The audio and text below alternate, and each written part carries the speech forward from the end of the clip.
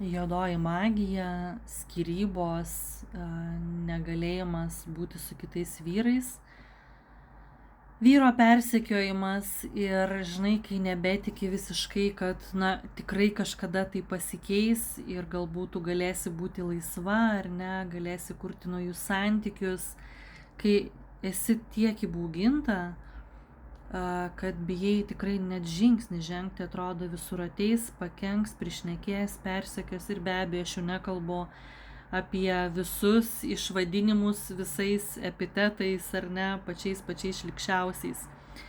Tai tokios temos yra labai dažnos, kai ateina būtent moteris į asmeninės sesijas ir būtent norėčiau šitą istoriją pasidalinti, nes čia šiek tiek viskas buvo giliau. Ir iš taipogi protėvių atėję, kas yra susiję ir su juodąja magija. Ne tik vyras ar ne, abuseris, kuris gali tik tai silpnesnius ar neskriausti, bet ir šiek tiek gilesnės to šaknis. Tai šiandieną pasidalinsiu būtent šitą istoriją su jumis. Atėjo moteris tokio grožio, tokio nuostabumo, jeigu nežinočiau tos istorijos ar ne, atrodo niekad nepagalvotum, galbūt tu turi ir kolegę, ar ne, bendradarbę, galbūt, draugę greičiausiai pasipasakotų ar kaimynę, kuri tiesiog tokios geros širdies moteris, tokio grožio mergina moteris, tokios geros širdies ar ne, labai rūpestinga, labai draugiška, labai jautri, labai šilta. Ir dėja, bet vyksta nemalonus ar ne skyrybų procesas, kuris yra labai ilgai užsitęsęs, net keletą metų, ir nuolat jinai yra persekiojama būtent to savo vyro. Ir žinai, kai bijai jau net išeiti į gatvę, bijai, kad visur lauks tavęs arba paskūs, arba susirasi darbą, tai ir darbe prišnekės nesąmonių. Ir antiek žmogus yra praradęs save, ta moteris. Ir tos baimės apimta, galime suprasti, ar ne, tokios patirtis yra labai labai sunkios ir skaudžios, kad tiesiog nebežinojo moteris, kur dėtis. Ir iš tiesų ir pati bijojo, žinai, ir jau kai nesusigaudai, ar čia dėl jo, o gal čia jau apskritai tą baimę apėmus tavo visą gyvenimą galbūt nėra, tai blogai ir panašiai. Tai mes asmeninėje sesijoje visą laiką keliaujam į gylę, aišku, su mano priežiūra, dėl to tai būna arba gyvi susitikimai, arba būtent vaizdo skambučių, kad vieni kitus matytumėm, ar ne, aš kaip bioenergetikė, kad galėčiau irgi jausti, ar ne, ir nuskaityti, kaip jūs jaučiatės, kokie procesai jumise vyksta ir padėti suvaldyti tuos energetinius kamuolius ir dalykus, žodžiu. Jo, jinai labai giliai nėrė, jinai buvo tam pasiruošus, ar ne, nes aš niekada jūsų neverčiu daryti tai, ko jums galbūt baisu, kam jūs galbūt nesat pasiruošę, galbūt mes susitiksim ir keletą kartų, ar ne, ir palaipsniui tą riešutėlį išlukštensim ir nieko nėra per prievartą, viskas yra su meile ir saugiai.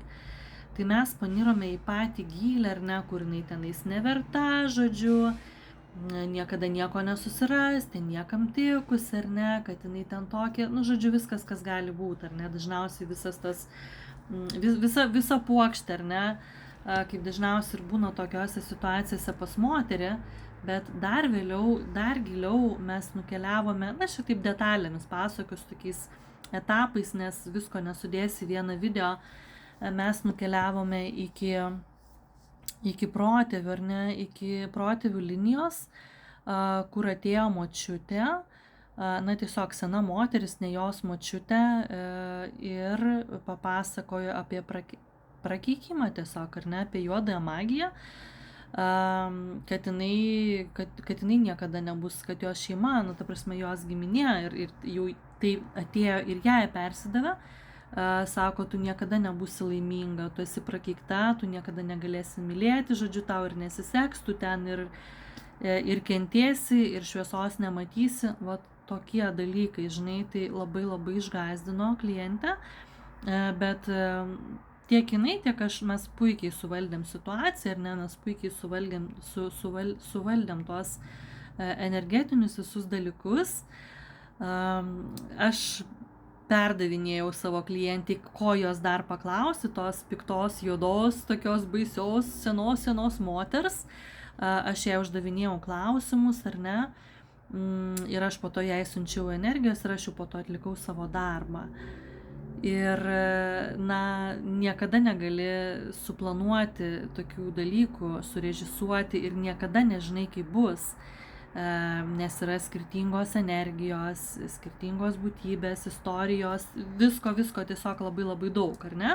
Tai čia nebus pagal vadovėlį, jeigu pasakysi, padarysi tą, gausis taip, niekada taip nebus.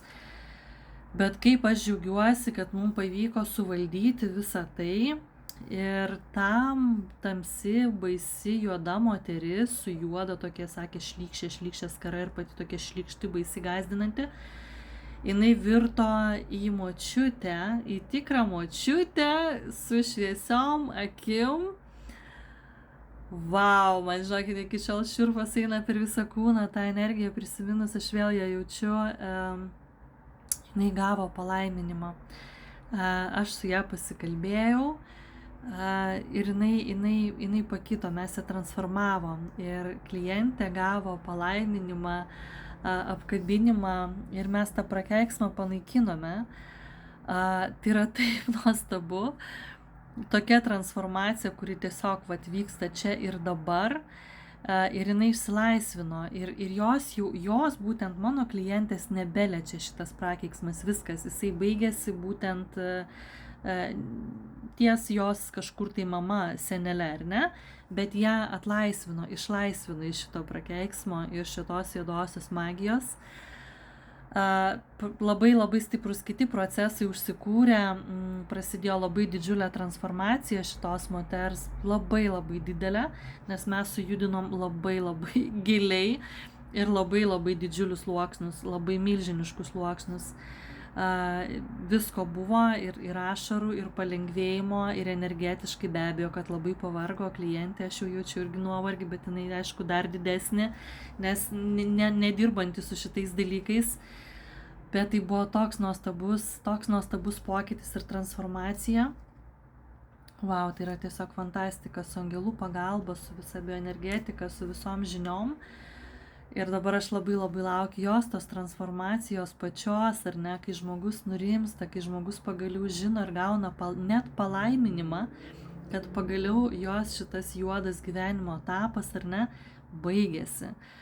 Tiek jos mentaliniam lygmenį, tiek energetiniam lygmenį, tiesiog fiziniam jos pasaulyje, šioje žemėje, jos buvimas, ar ne, ir jos likimas labai labai stipriai pasisuko. Tai tikrai ne kiekviena klientė ateina su juodosią magijom, aišku, labai dažnai ateina moteris tikrai iškankinta vyrų, iškankinta baimių, net tie vyrai, kurias palieka ramybėje, tas moteris, jos būna tiek jų savim netikinčios ir tiek bijančios ir pametusios save, tiesiog į daugybę gabalėlių suskilusios, kad nebežino, kaip surinkti, nebežino, kas jinai yra, apie ką jinai yra, ar ne, iš jūsų, iš ko jinai sudaryta, kur jos tie visi gabalėliai, kaip visus tos gabalėlius suklijuoti.